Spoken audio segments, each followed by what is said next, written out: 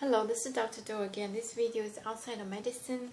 Continue to read the Iliad by Homer. I'm going to read it. We're not of the same breed. We never will be. The deathless gods and the men who walk the earth. Menacing so that Tydeus' son pulled back just a little, edging clear of the distant, deadly archer's rage. And Apollo swept Aeneas up from the onslaught and set him down on the sacred heights of Pergamus, the crest where the god's own temple had been built. There in the depths of the dark, forbidden chamber, Leto and Artemis, who showers flights of arrows, healed the man and brought him back to glory.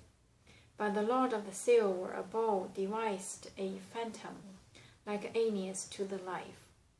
Wearing his very armor, and round the phantom Trojans and brave Achaeans went at each other, hacking the oxy hides around their chests. The bucklers full and round, skin shields tasseled, flying, but Phoebus Apollo called to pleasing Ares. Ares, Ares, destroyer of man, reeking blood, stormer of ramparts, can't you go and drag the man from the fighting? That daredevil Diomedes, he'd fight Father Zeus. He's just assaulted love. He stabbed her waist. Like something superhuman, he even charged at me. With that, Apollo settled onto Pergamus' heights, while murderous Ares, wading into the fighting, scrolled the Trojan columns on to mass attack, shaped like the runner Acamas, prince of Thrace. Ares challenged the son of Priam with a vengeance, your royal sons of Priam, monarch dear to the gods, how long will you let Achaeans massacre your army? Until they are battling round your well-built gates?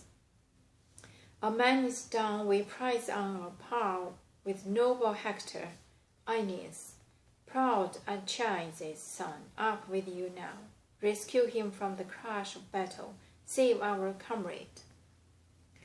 As Ares whipped the fighting spirit in each man, sharpened and taunted Hector. Hector, where has it gone? That high courage you always carried in your heart? No doubt you bragged that you could hold your city without an army and children allies, all on your own, just with your sisters' husbands and your brothers.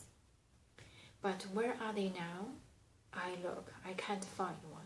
They cringe and cower like hounds circling a line.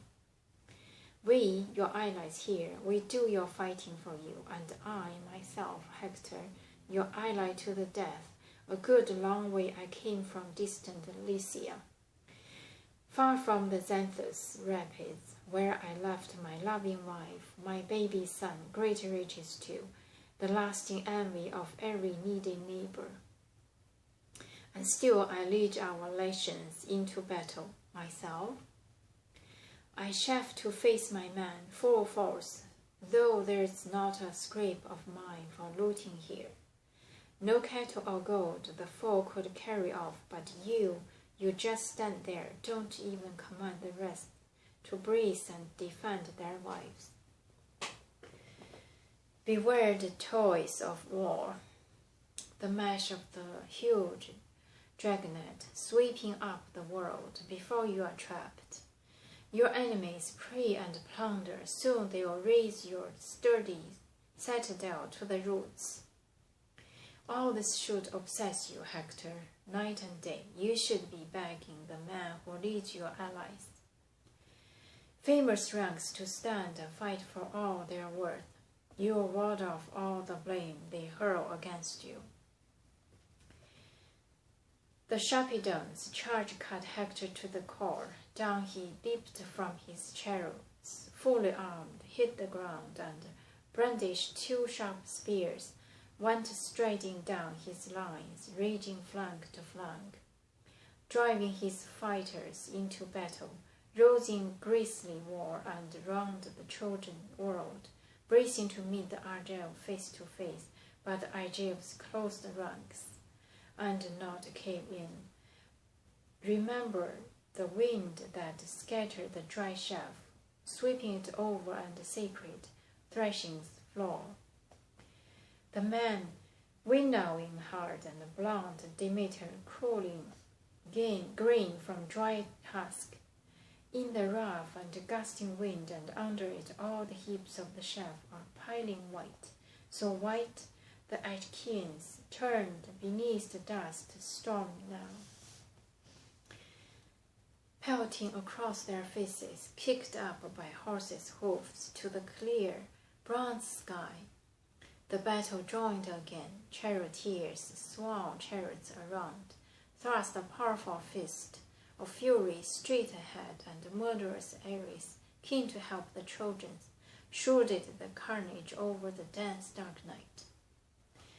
Longing at all points, carrying out the commands of Phoebus Apollo, Lord of the Golden Sword, who ordered Ares to whip the Trojans' wall last once he spotted Athena whipping off the lines. Great Pallas, who had rushed to back the Argives out of his rich-guarded chamber, the god himself launched Aeneas now, driving courage into his heart, and the captain took his place amidst his men.